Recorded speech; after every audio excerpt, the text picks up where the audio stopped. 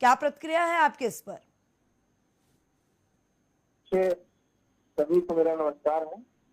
देखिए, पूजा पाल जी माननीय किस पार्टी से ही 2022 में समाजवादी पार्टी के टिकट पर चुन करके विधानसभा में पहुंची। जी तो ये सवाल उस वक्त में होना चाहिए था जब उन्होंने समाजवादी पार्टी ज्वाइन किया और पार्टी के सिंबल से चुनाव लड़ करके जनता का आशीर्वाद और आदरणीय अखिलेश यादव जी का आशीर्वाद उनको मिला, तो विधानसभा में आज ये बात कहने लायक हो गई, वो समाजवादी पार्टी की देन है। जी अच्छा, दूसरी चीज मैं ये कहना चाहता हूँ कि उनके सारे आरोप वो हर व्यक्ति जानता है कि निराधार है।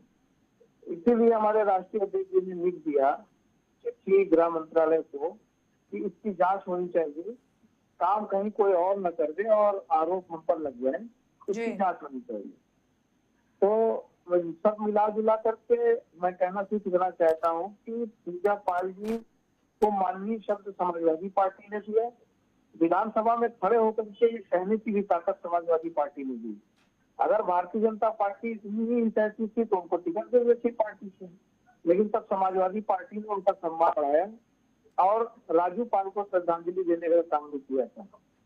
तो ऐसे में 2024 के पहले ही या 2024 कह लीजिए, जब उन्होंने राज्यसभा में पार्टी की विप के विपरीत जाकर के क्रॉस वोटिंग किया था, तो से पार्टी का विश्वास उनको नहीं रहा। लेकिन पूजा पाल ने तो एक गंभीर आरोप भी लगाया। उन्होंने कहा कि आपकी पत्नी यानी कि अखिलेश यादव की पत्नी डिंपल यादव ने भी क्रॉस वोटिंग की, बीजेपी को वोट दिया। उन्होंने कहा जांच कराइए ना।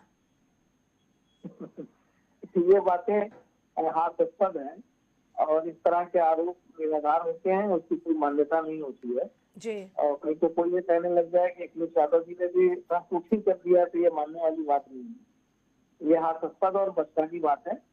पूजा पाल का मानसिक संतुलन मेरे ख्याल से सही नहीं है, उनको इलाज की जरूरत है और भारतीय जनता पार्टी में चलने के बाद तो मुझे लगता है कि वैसे भी मानसिक संतुलन बिगड़ जाता है।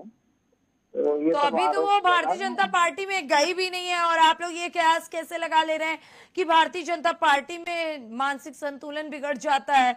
वो तो समाजवादी पार्टी की ही नेता थी, उन्होंने एक थोड़ी सी तारीफ क्या की, उनको पार्टी से निकाल दिया गया आप लोगों के द्वारा।